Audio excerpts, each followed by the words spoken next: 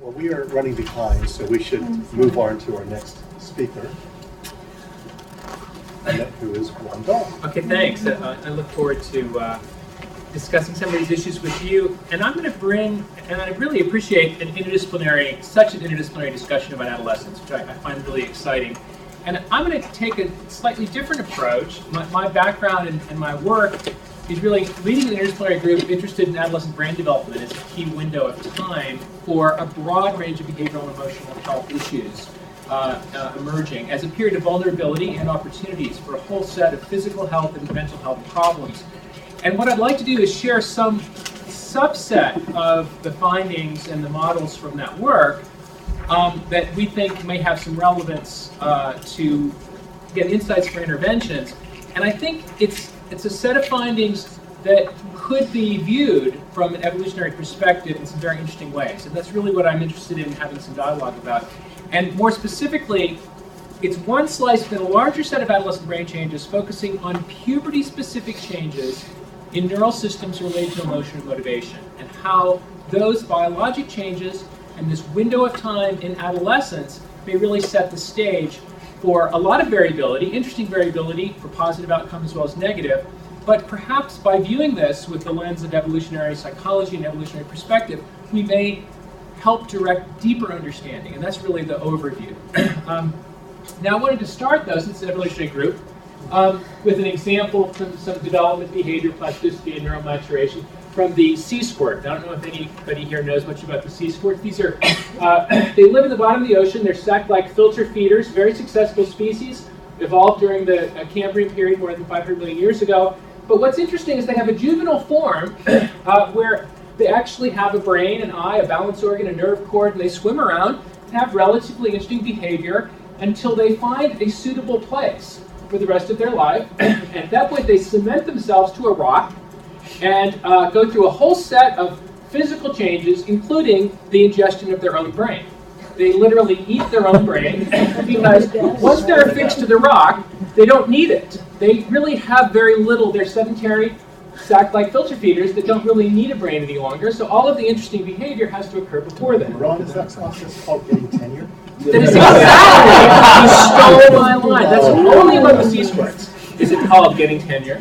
But in truth, this really has probably no relevance to humans because humans have these complex brains that continue to develop and mature and change plastic throughout the lifespan. And in fact, we continue to make new neurons, particularly in the hippocampus, throughout this period of time. Yet, the idea that there are intervals of brain development where unique things happen and should happen that are going to set the stage for later periods, I think, is relevant. And I think one could pose that the juvenile period, as this interval of risk and opportunity, is partially driven by exploration, novelty-seeking, sensation-seeking, risk-taking, that may have a series of advantages, not just in the evolutionary environment, but in modern environment, but also a series of risks and consequences. And I think to parse this complexity of what are the neural systems, what are the developmental framework for understanding this, and how to get a deeper understanding of these tendencies, I think has a lot of implications for the kind of things we're talking about today. Now, first of all, to frame this broadly, back into not just the mental health model, but I think the health model. I'm a pediatrician, and I come from a background in pediatrics and child psychiatry, even though most of my work now is more developmental neuroscience and developmental psychology. And this idea that I call the health paradox of adolescence, and that is that from one perspective, it's the healthiest period of the entire lifespan. For most aspects of physical health, almost everything you can measure gets better from childhood into mid to late adolescence. Whether you're talking about cognitive abilities, physical abilities, stress adaptation, cold, heat, you name it. But yet, overall morbidity and mortality jumps 200 to 300% between elementary school age and late adolescence. These are just one quick example of this. This is just total mortality in 2003 CDC statistics. If you take a 5 to 14-year-old age range, there's total numbers of deaths. And if you take another 10-year period, 15 to 24, you see a huge leap in how many deaths. And it's injuries, homicide, and suicide in this case. But this is smoking data. If you look at the onset of smoking, almost all of the action is between 10 and 20 for males and females. If I showed you alcohol data, marijuana data, depression data, HIV risk, almost everything we can measure in terms of morbidity and mortality jumps across this interval of time. These are alcohol data, past month drinking, binge drinking, and heavy drinking. This is age 12. This is age 21. See this huge increase. This is where it's legal to drink. All of the acceleration in alcohol use and pathways to abuse are happening in this interval of time. So broadly, the primary sources of death and disability are problems with the control of behavior and emotion. It's the increasing rates of accidents, suicide, homicide, depression, alcohol and substance use, violence, reckless behaviors. Broadly, it's problems in the development of self-regulatory processes that lead to these huge, high-impact, high-cost problems that the medical system and public health system cares, and education system cares about deeply. And how to parse this complexity into ways to intervene, I think, is what many of us are interested in. One of the hints, and I'm not trying to say that puberty is most of the story or all of the story for most of these issues, but if you look at the inflection point, and Carol already highlighted this a bit for depression, overall depression rates jump, particularly in females. If you look at the sharp increase in substance use problems, it's really at this onset to mid-adolescence that things are taking off. And I think that as we begin to say, what do we know about brain development during this period of time? We're in a very early part of the curve of understanding. One of the things we know about brain development, even if you just talk about structural brain development, leave functional development aside, is that different parts of the brain are maturing at different rates. And even if you measure cortical thickness, almost any index of measurement, as we begin to zoom in on puberty-specific changes versus the broader set of changes, it suggests that if puberty is happening earlier and puberty-linked processes are happening, those are affecting a small subset of neural systems when most of the other systems, particularly most of the cognitive and cognitive control systems, don't really care about puberty. The affective, emotional, and motivational systems seem to care about puberty. And we're, again, at a very early point of zooming in on this and trying to look at this across different levels in terms of what aspects of brain development, whether you're talking about structural changes, functional changes, specific neurotransmitter systems from some of the animal work. There's some really elegant work. And the theme here isn't to try to review a lot of complex things about brain or specific dopamine systems or GABA systems or a particular circuit in the brain. It's to say that there's a lot of heterogeneity in aspects of maturation. There's a lot happening in this window of adolescence, but what systems are still going up, what systems are starting to come down, there's a lot of variability. And this becomes important when we model unique vulnerabilities and opportunities in this period of adolescence. And there have been a couple models. I've been interested in this in a long time.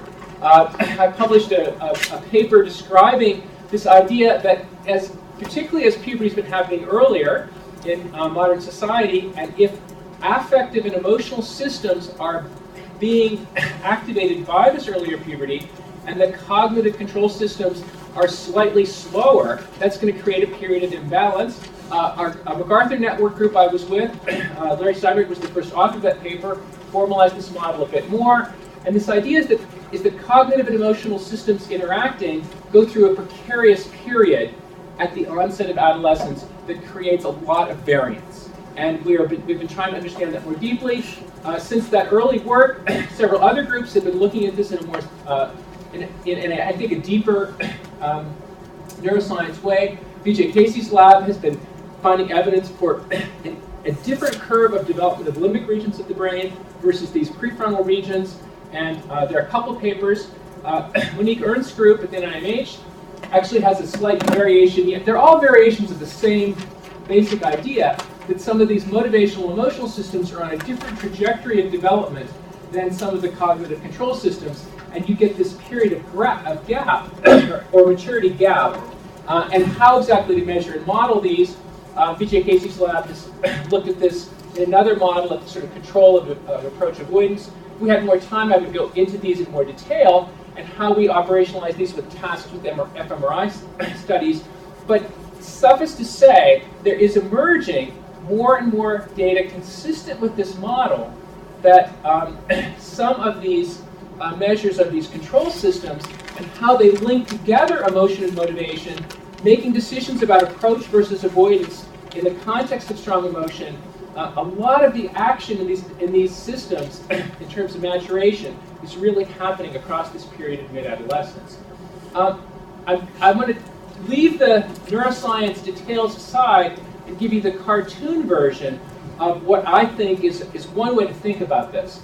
And on this side of this precarious teeter-totter that adolescents are experiencing, I'm calling it affective load, emotional challenges, socio-emotional challenges, the building of what Carol referred to as social intelligence by new challenges that adolescents are facing, but they're creating a lot of strong emotions and arousal.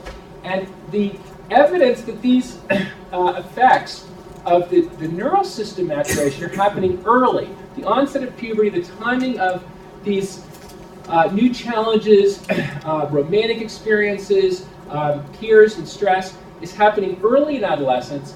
And this is not just changing the neural systems in terms of pubertal drives and emotions, but greater stress and conflict and influence of peers and media that amplify these intense emotional experiences for young people. And this is really happening at 9 to 13 years of age for many young people.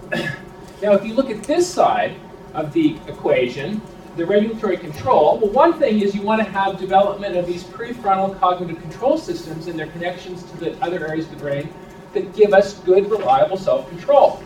The problem is these systems develop very gradually. They require a lot of experience and expertise, and we know they're continuing to mature well into the mid to late 20s.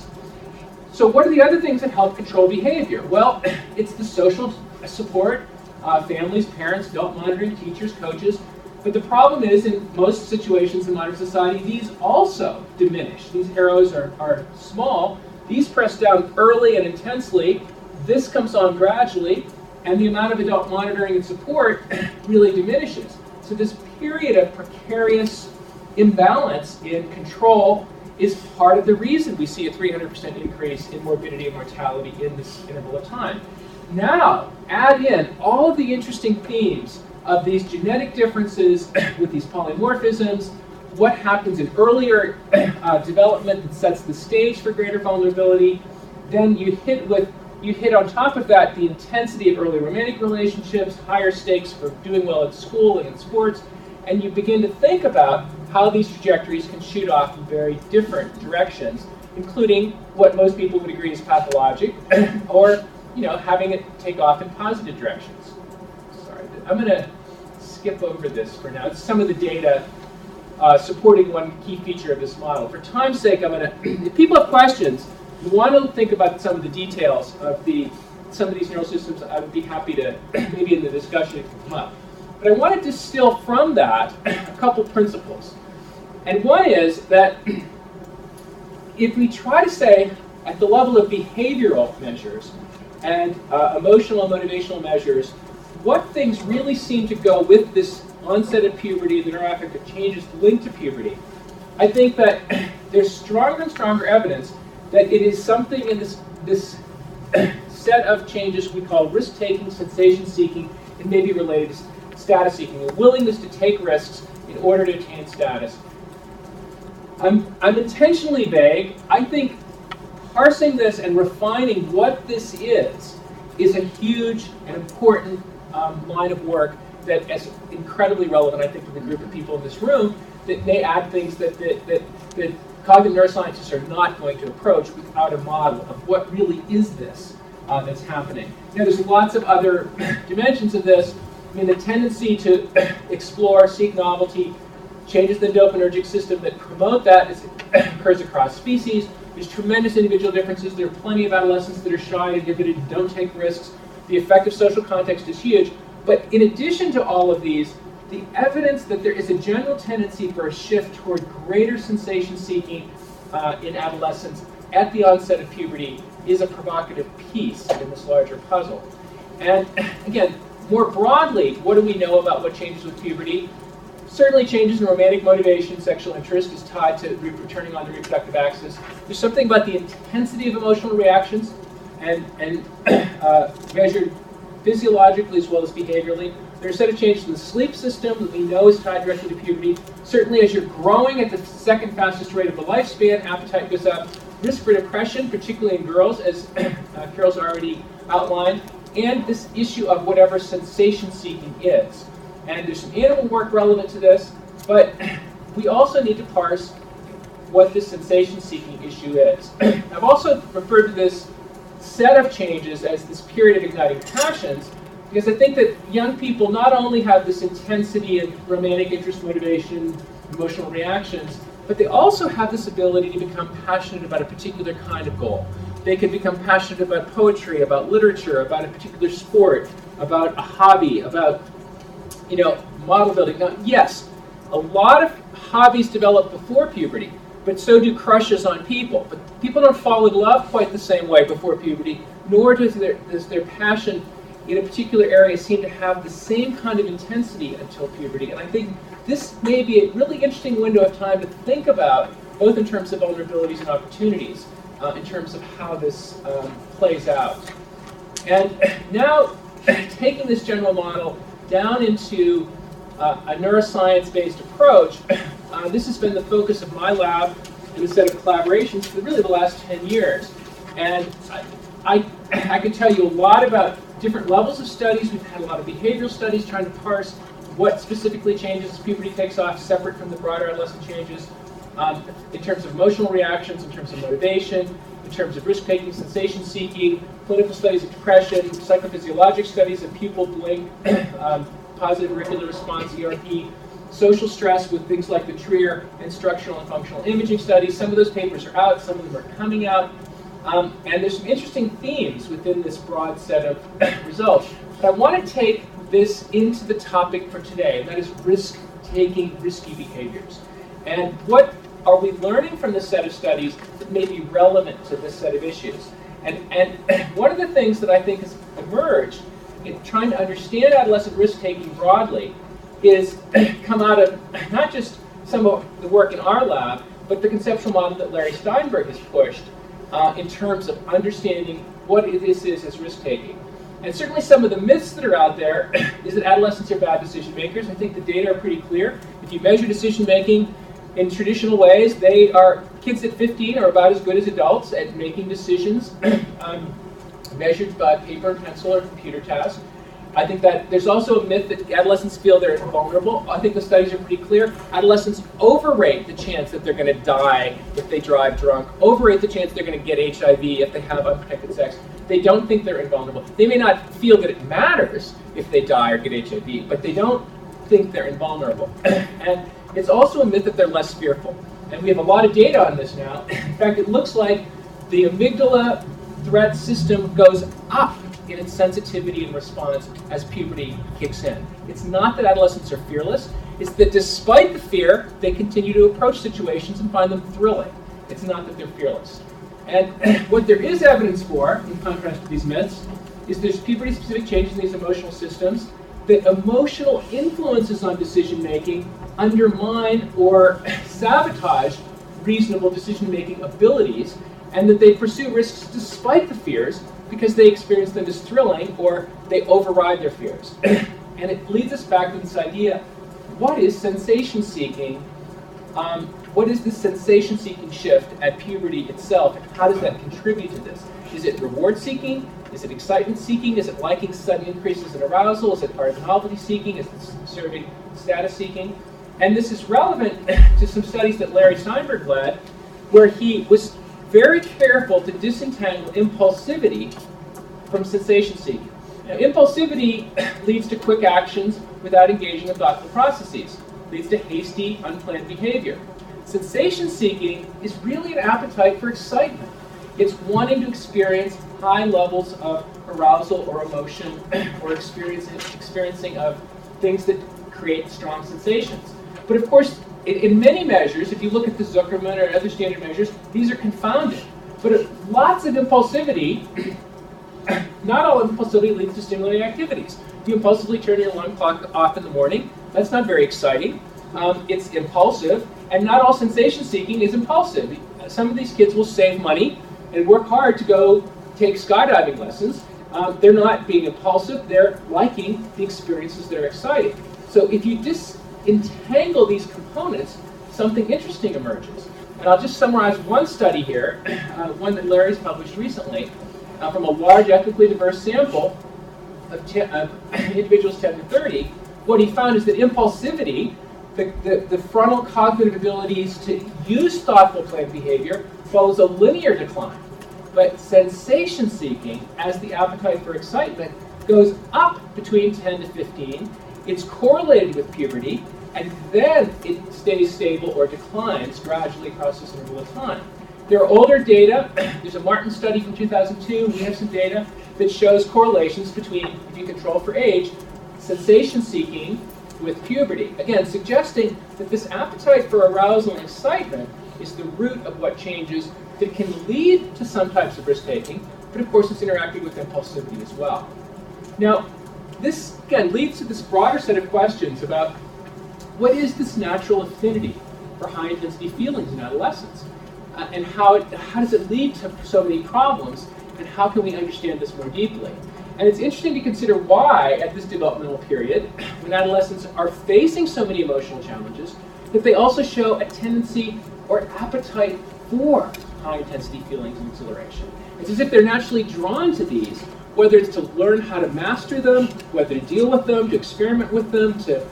there's interesting models as to why they would be drawn to these in addition to being sort of victim to these changes as well. And I'd love to hear people's thoughts and evolutionary perspective on these issues.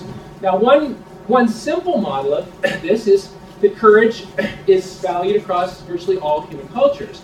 And if you think about adolescents trying to take adult roles in society, learning to master your fear and overcome your fear and continue to do something that's related to a goal despite intense fear could be just one simple example of this. And again, just like we said, adolescents aren't fearless. They're learning to master their fears and find them thrilling or control them. I think that's one dimension of this. And again, few things in life are as emotionally salient to adolescence as being admired. So if you combine cultures admiring bravery with adolescents' appetite for being admired, you can think how status seeking and being admired may be the root of some of this, if not a large part of it. Now, again, I throw this out to be provocative. It's clearly true that this combination of factors, not just these neuro-affective changes at puberty, but these broader set of changes in adolescence can lead to these negative spirals, whether you're talking about drug problems, alcohol problems, violence, depression, as I outlined at the beginning, all sorts of morbidity and mortality. These negative spirals can occur. But I would argue that rather than think of this as a period of vulnerability, I think we should also think of it as a period of opportunity, where adolescents' passions can be channeled to very positive things as well. I think the question for many of us is, what's the research agenda that's going to inform ways to reduce the risk, change some of these vulnerabilities into an interval of opportunity, and have positive paths to take these appetites for excitement and status and reward and turn them into positive versions of passions. There are many compelling questions. I started out with puberty-specific changes in these emotional systems. What is sensation-seeking? Broadly, how do kids develop these self-regulatory processes? Implicit versus explicit dimensions of these, self-identity formation, the role of social context. Adolescents are increasingly creating their own context. They're selecting who their friends in music and magazines are. And I think that these ideas about, is this a period of mastering high-intensity emotions? Is it in relation to status-seeking? And is this a key time of motivational learning, that these igniting passions can aim at specific positive goals as well as negative goals? I think these are really compelling questions. And I think that, I believe, this is not, it's a harder thing to study, but I believe that there's an equal set of opportunities to have these igniting passions be aimed at and attached to and linked to self-identity and a natural appetite, natural motivation for positive things in young people's lives. And I think thinking about both the positive realm as well as the negative realm is very important.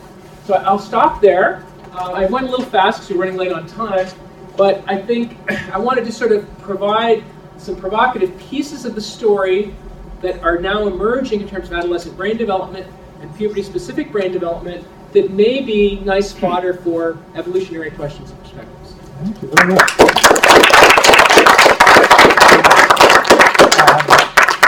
Okay, let's set up for the next one, and then you're next. And then that was terrific, Ron. I was wondering, how's this for kind of some evolutionary speculation?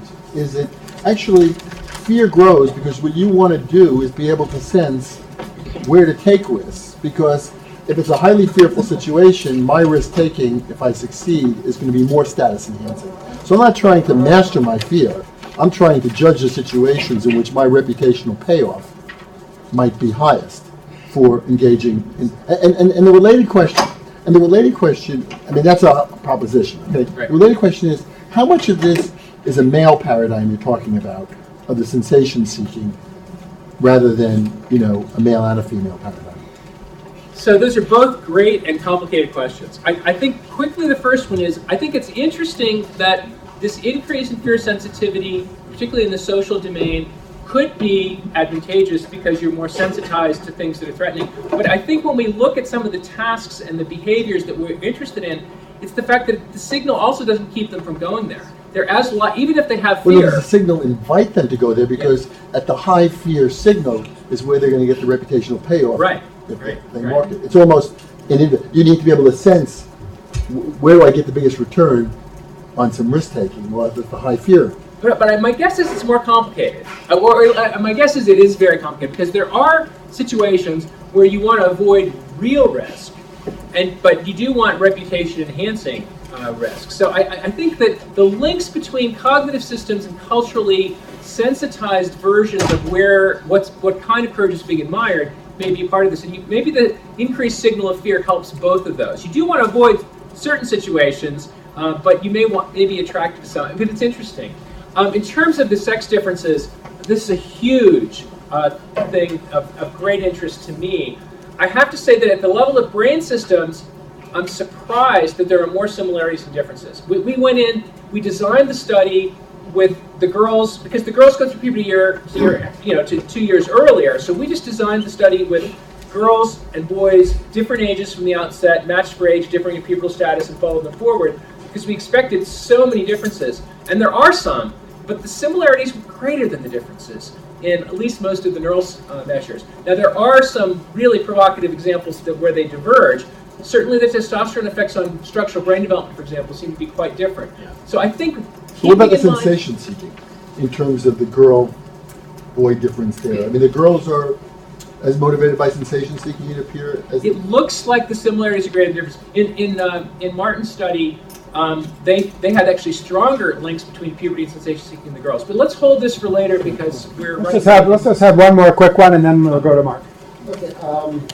The neurobiology of adolescent substance abuse, the idea that the frontal lobes don't myelinate completely until, as opposed to what we used to think, 15, 16, it's now 26.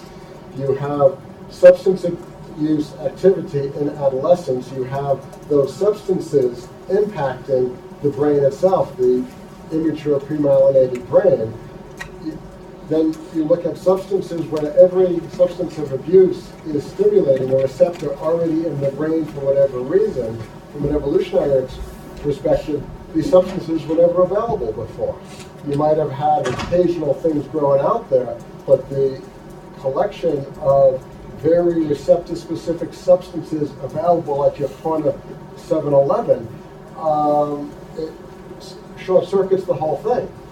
So it's a compelling set of issues, and I think there's some wonderful examples where that's absolutely true. You get a particularly negative spiral. But I do think we have to be careful. I mean, first of all, as a metaphor, delayed myelination of frontal lobes is helpful, but in fact, it's not the lightest part of the brain to develop. Parietal is later, the cerebellum's later yet, and I think that it's the regulatory circuits that are control circuits that include some frontal systems that this lasts, but there are areas where the signal is really strong, and one of them is marijuana.